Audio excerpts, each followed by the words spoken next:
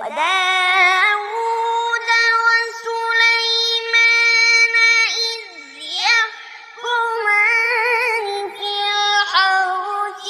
إذ نفشت فيه غنم القوم وكنا لحكمهم شاهدين ففهمناها سليمان وكلا